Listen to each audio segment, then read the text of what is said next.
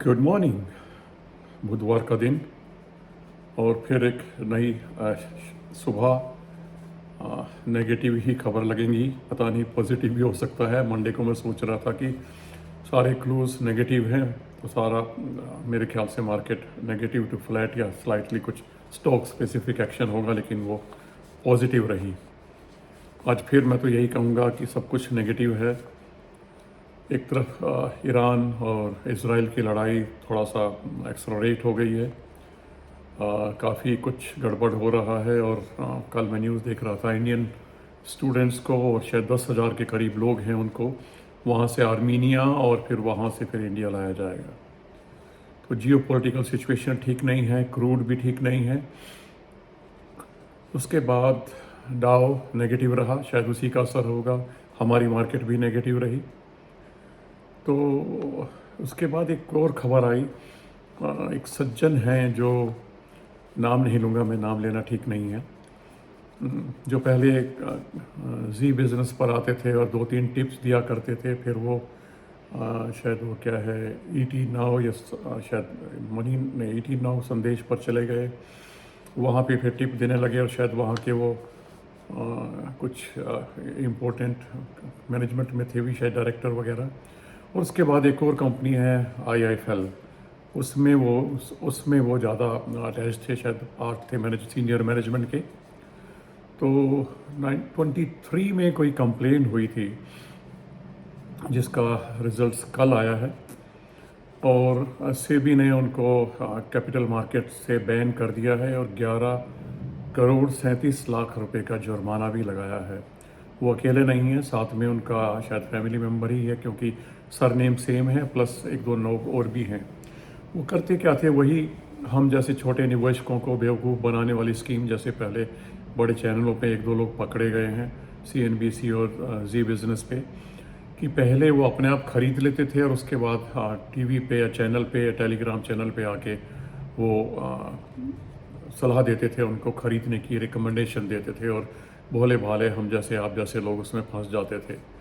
तो 11 करोड़ 37 लाख का जुर्माना है। मुझे नहीं लगता कुछ इससे कोई फ़र्क पड़ने वाला है, क्योंकि मैं एक और बहुत बेहतरीन, एक नहीं 2-3 एग्जाम्पल मैंने देखे हैं। किसी सज्जन को पहले बार किया गया था, 6 करोड़ का जुर्माना लगा, कुछ दिनों में ही, शायद 1-1.5 महीने में ही खबर आ गई कि उनका सेटलमेंट हो गया। यानी सेटलमेंट हो गया है और उनको दोबारा से परमिशन भी मिल गई और जुर्माना भी काफ़ी हद तक यानी कि नेगोशिएट हो गया है। यानी कि नेगोशिएशन चलता है इसमें, तो कितनी जल्दी फैसला होगा ये तो वक्त बताएगा। लेकिन हमारे भारत में ये कॉमन चीज़ें हैं, नॉर्मल चीज़ें हैं, जिसमें आम आदमी फंस जाता है और वो लोग निकल जाते हैं, उनका कुछ बिगड़ता नहीं है। 11 करोड़ 37 लाख पेपर पे आया है, अब एक्चुअल में कितना हुआ होगा, किस किस के खाते में कितना गया होगा, कह नहीं सकते हैं। चलिए, ये घटनाएँ दुर्घटनाएँ ये होती ही रहती हैं लाइफ में, और हम फिर भी आगे बढ़ते ही रहते हैं।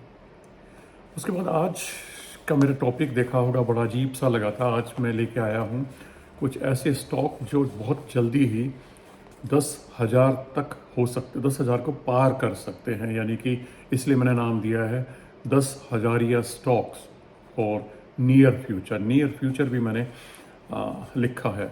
तो कुछ तो मुझे लगता है कि 2-3 तो शायद इसी साल 10,000 को पार कर जाएंगे, 6-8 महीने में ही। बाकी भी शायद 1-8 साल में 10,000 को पार कर जाएंगे। कोई रिकमेंडेशन नहीं है, कोई बाइंग गाइड नहीं है, और डिस्क्लेमर जहाँ जहाँ मेरे पास होगा मैं आपको बता दूंगा। लेकिन फ़िलहाल ये ध्यान रखिएगा कि आप बड़ा सोच समझ के, रिसर्च करके कोई फ़ैसला लें, ऐसे ही फ़ैसला ना लें।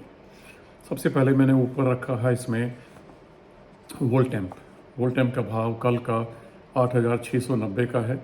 मार्केट कैप छोटा सा ही है, 8,796, 1.15 का डिविडेंड यील्ड है और PE भी 27 का है। रेवेन्यू, नेट प्रॉफिट सब पॉजिटिव है, EPS पॉजिटिव है, ROE स्लाइटली डिक्लाइन हुआ है। तो इसको आप कंसीडर कर सकते हैं। बेहतरीन कंपनी है, इसको मैं पहले रिकमेंड कर चुका हूँ। शायद ये 5,000 5,500 की, शायद 1-1.5 साल की बात हो गई है। लास्ट ईयर की बात है मुझे लगता है। कुछ लोगों ने उस वक्त ख़रीदा भी था और उन्होंने बोला भी था कि भाई कब तक होल्ड करना है। तो मैंने कहा होल्ड करने की चीज़ है, रखिए इसको। तब से इसने पीछे मुड़ के नहीं देखा है। इसके बाद मैं दूसरा शुरू करूँगा बजाज ऑटो 8,490 पे है, 2.47 का डिविडेंड यील्ड है, PE 32 का है और बियरिश ट्रेंड में फ़िलहाल चल रहा है। एक साल में बहुत ज़्यादा रिटर्न नहीं दिया है, 2 साल में 82%, 3 साल में 134 और 5 साल में 215% का रिटर्न दिया है। टू व्हीलर में मुझे लगता है हीरो कॉप के बाद इसके बाद हीरो कॉप की एक कंपनी है जो बेहतरीन प्रदर्शन कर रही है। नंबर 3 पे TVS मोटर्स आती है मेरी नज़र में। आपका नज़रिया अलग हो सकता है, अगेन कोई रिकमेंडेशन नहीं है। तीसरा स्टॉक है अपार इंडस्ट्रीज़, जाना पहचाना नाम। अभी 6,000 से नीचे गया था जब मार्केट गिरा, अब गिरेगा तो और भी नीचे जा सकता है। 7,980 का स्टॉक है, 32,060 की मार्केट कैप, 0.64 का डिविडेंड यील्ड है। रेवेन्यू प्रॉफिट कुछ बढ़ा है, कुछ लगभग बराबर रहा है। EPS और ROE स्लाइटली डाउन है क्योंकि ये करेक्शन फेज़ में रहा है, बियरिश फेज़ में रहा है, तो इसको भी आप कंसीडर कर सकते हैं। अब तक जो मैंने नाम लिए हैं उसमें बजाज ऑटो मेरे पास है, अपार मेरे पास है, वोल्टेम्प मेरे पास है। अगला नाम है अपोलो हॉस्पिटल। अपोलो हॉस्पिटल भी बेहतरीन स्टॉक है, 7,000 के आसपास चल रहा है। 1,07,742 का मार्केट कैप, 0.27 का डिविडेंड यील्ड है और 69 का एवरेज PE है।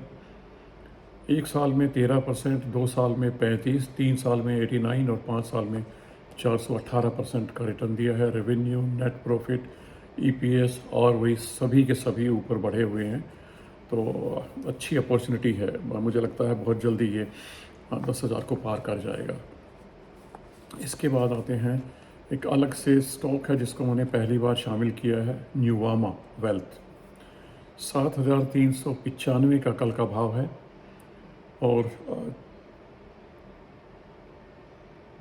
26,615 की मार्केट कैप है, 1.96 का डिविडेंड यील्ड है, 26 का PE है। रेवेन्यू पिछले साल का बढ़िया नहीं रहा है और नेट प्रॉफिट प्लस रहा है। ROE और EPS दोनों प्लस रहे हैं, तो इसको भी आप कंसीडर कर सकते हैं। बेहतरीन प्रदर्शन कर रही है कंपनी, अच्छी है वेल्थ मैनेजमेंट में। तो अब तक जितने उसके बाद मैंने नाम लिए, अपार, न्यूवामा और अपोलो, तीनों मेरे पोर्टफोलियो में हैं। डिस्क्लेमर भी साथ साथ देता जाऊं कि ये मेरे पोर्टफोलियो में है लेकिन कोई रिकमेंडेशन नहीं है। लिंडे इंडिया, 7,103 का भाव है कल का, 60,577 का मार्केट कैप है, 133 का एवरेज PE है, 0.17 का डिविडेंड यील्ड है। पहले 1 साल में इसने 23% नेगेटिव रिटर्न दिया है, ध्यान रहे नेगेटिव। 2 साल में 58% पॉजिटिव, 3 साल में 149 और 5 साल में 1,118% का पॉजिटिव रिटर्न दिया है। रेवेन्यू थोड़ा सा बढ़ा है पिछले साल के कंपैरिजन में, नेट प्रॉफिट बढ़ा है पिछले साल के कंपैरिजन में, EPS थोड़ा सा बढ़ा है, ROE 11.9 का है, EPS 53 का है, तो इसको भी आप कंसिडर कर सकते हैं, बेहतरीन कंपनी है।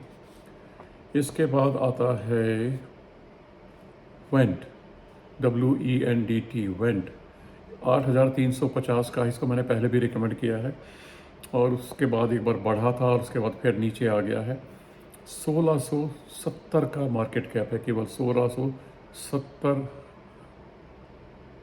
करोड़ का, 1,670, केवल 20 लाख शेयर मार्केट में है, तो आसानी से शेयर मिलते भी नहीं हैं। तो 42 का लो PE पे है, 0.60 और डिविडेंड यील्ड है। 1 साल में 47%, 2 साल में 16%, 3 साल में 12% और 5 साल में 206% का रिटर्न दिया है। पहले साल जब 1 साल का जो मैंने बोला है वो नेगेटिव है, दूसरे साल का भी नेगेटिव 16 है, ध्यान रहे, पॉजिटिव नहीं है वो।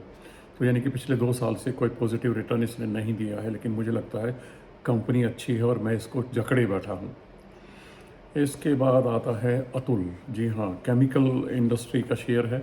कभी ये 10,000 को पार हुआ करता था 2 साल पहले, अब 7,185 पे है। अब मुझे लग रहा है कि केमिकल इंडस्ट्री रिवाइव होगी धीरे धीरे, तो ये 10,000 को फिर पार करेगा। 21,153 का मार्केट कैप है, 0.35 का डिविडेंड यील्ड है, 43 का PE है और 1 साल में नेगेटिव 15% रिटर्न दिया है, 2 साल में नेगेटिव 20 दिया है और नेगेटिव ही है पिछले 3 सालों में, और अच्छा भी नहीं किया है इसने, ये भी ध्यान रखिएगा। लेकिन मुझे लगता है कि केमिकल इंडस्ट्री में रिवाइवल होगा तो ये शेयर बहुत बढ़िया करेगा और दोबारा से 10,000 को पार करने का हिम्मत रखता है। इसके बाद आते हैं हम 2 शेयर और हैं, लेकिन उससे पहले मैं आता हूँ BASF। ये भी दूर की मार है, 5,083 का कुल भाव है, 22,000 का मार्केट कैप है, 0.39 का डिविडेंड यील्ड है, और 4 साल में इसने 364% और 3 साल में 103%, 2 में 93 और 1 साल में केवल 3% का रिटर्न दिया है। 44 का PE है जो कि हाई है। तो अभी खरीदने का टाइम नहीं है, किसी में भी नहीं है खरीदने का टाइम। मार्केट करेक्शन का इंतज़ार कीजिए, कम से कम जहाँ जहाँ पर ये है 15 से 20% नीचे हों तो सोचिएगा। BASF में मैं इसलिए पॉजिटिव हूँ कि ये एक एग्रीकल्चरल इंडस्ट्री का PI के बाद मुझे सबसे अच्छा लगता है ये शेयर। हालांकि बहुत बढ़िया नहीं किया है इसने, लेकिन मुझे लगता है कि आने वाले टाइम में ये बहुत बढ़िया करेगा, क्योंकि इसका revenue, ROE, net profit, EPS slightly पिछले सालों के कंपैरिजन में थोड़ा सा डाउन है। तो इसको अपनी वॉच लिस्ट में डाल सकते हैं। इमीडिएटली खरीदने की किसी की भी सलाह नहीं है। मेरे बदकिस्मती से या खुशकिस्मती से कहिए, ये भी पोर्टफोलियो में है, लेकिन मेरा 2800-2700 के भाव का खरीदा हुआ है, तो मेरे भाव से तो लगभग डबल है। मुझे कोई चिंता नहीं है। इसके बाद 2 शेयर और हैं जिनका नाम है डिवीज़ लैब और ABB तो मुझे लगता है बहुत जल्दी ही 6-8 महीने में, 1 साल के अंदर अंदर, और डिवीज़ लैब भी मुझे लगता है 1 साल के अंदर अंदर 10,000 का भाव आपको दिखा देगा। ये कल गिरा है लगभग 140 डिवीज़ लैब, वो भी इसलिए कि ट्रंप साहब की घोषणा हुई है कि वो जल्दी से फार्मा स्टॉक का जो टैरिफ है वो अनाउंस करने वाले हैं।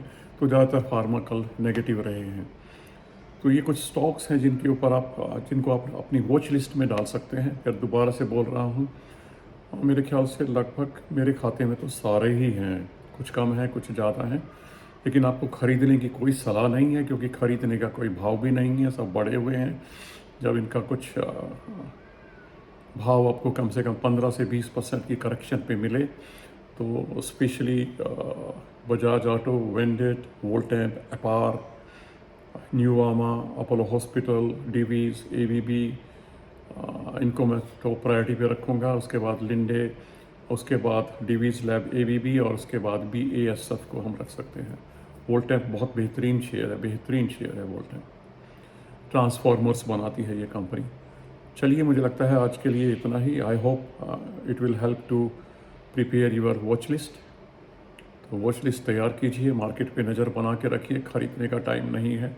बेचने के लिए भी मुझे लगता है कि आपको इंतज़ार करना पड़ेगा, क्योंकि हालत किस तरीके से आगे ख़राब होगी या सुधरेगी पता नहीं है। क्योंकि ट्रंप साहब ने वार्निंग दी है कि अगर हमारी सेना को, क्योंकि उनकी आर्मी है वहाँ पे 10,000 सेना भी है और उनका जंगी जहाज़ भी रवाना हो चुका है, तो वार्निंग दी है कि हमारी आर्मी को अगर कुछ हुआ तो अच्छा नहीं होगा। और वैसे भी वो संधि विराम के लिए, युद्ध विराम की कोशिश नहीं कर रहे हैं। वो कह रहे हैं कि इस प्रॉब्लम का हल परमानेंटली निकालना चाहते हैं और निकलना चाहिए। तो अच्छे हालात नहीं हैं। देखिए क्या होता है। फिर मिलेंगे शुक्रवार को। तब तक के लिए नमस्कार।